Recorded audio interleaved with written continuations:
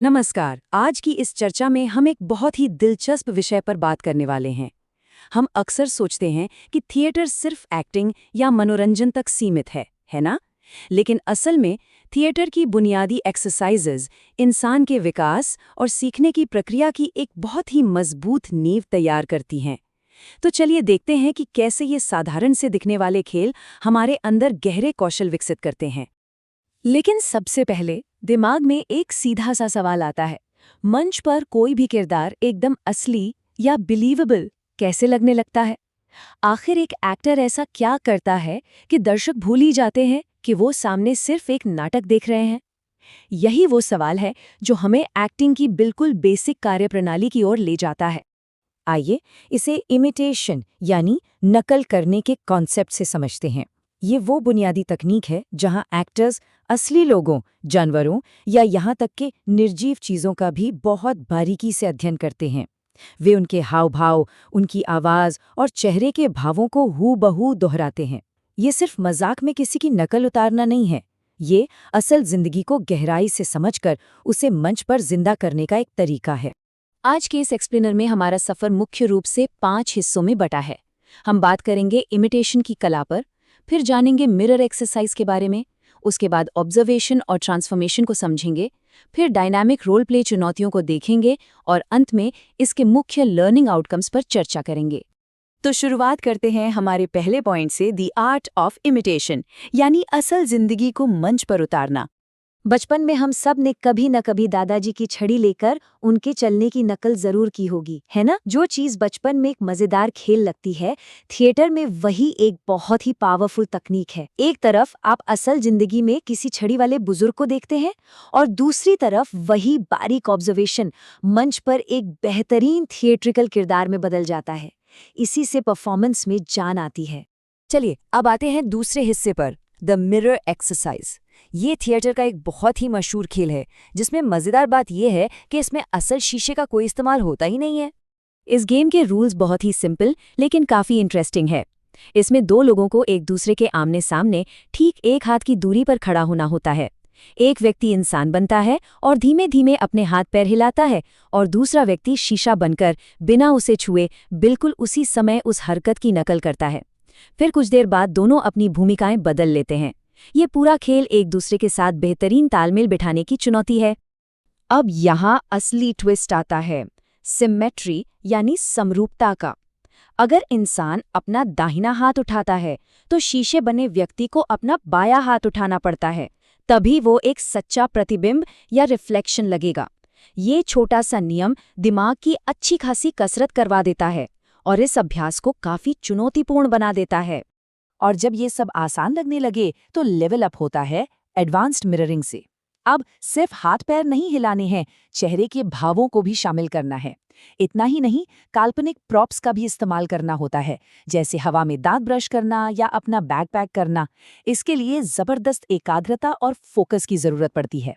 इन शारीरिक गतिविधियों से अब हम बढ़ते हैं अपने तीसरे पड़ाव की तरफ, ऑब्जर्वेशन और ट्रांसफॉर्मेशन, यानी बात सिर्फ नकल करने से कहीं आगे की है। यहाँ सबसे काम की बात यह है कि थिएटर में इमिटेशन सिर्फ किसी की अंधी नकल या रोबोटिक कॉपी करना नहीं है। ये अपने उस बारीक ऑब्जर्वेशन को अपनी एक पर्सनल क्रिएटिविटी के साथ परफॉर्मेंस में बदलने के बारे में है। एक अच्छी एक्टिंग में आपकी अपनी रचनात्मक चिंगारी का होना बेहद जरूरी है। इसे पंचतंत्र की उस मशहूर कहानी से समझते हैं, जहां एक खरगोश शेर को कुएं में उसकी ही परछाई दिखाकर बेवकूफ बनाता है। यहाँ मिरर तकनीक का कितनी खूबसूरती से इस्तेमाल होता है। एक बच्चा शेर बनता है और कुएं के अंदर बैठा दूसरा बच्चा बिल्कुल शीशे की तरह उसकी परछाई बनता है। इस तरह ये सिंपल सी थियरी एक एक्टिव और मजेदार कहानी में बदल जाती है। चलिए अब बात करते हैं चौथे और सबसे डायनामिक हिस्से की, रोल प्ले चुनौतियां, यानी पलक झपकते ही सोचना। मान लीजिए बच्चों को डॉक्टर और मरीज का किरदार दिया गया है, लेकिन थिएटर में मजा तब आता है जब इसमें कुछ अचानक आने वाली चुनौतियां डाल दी जाती हैं। ये चुनौतियां दो तरह की होती हैं।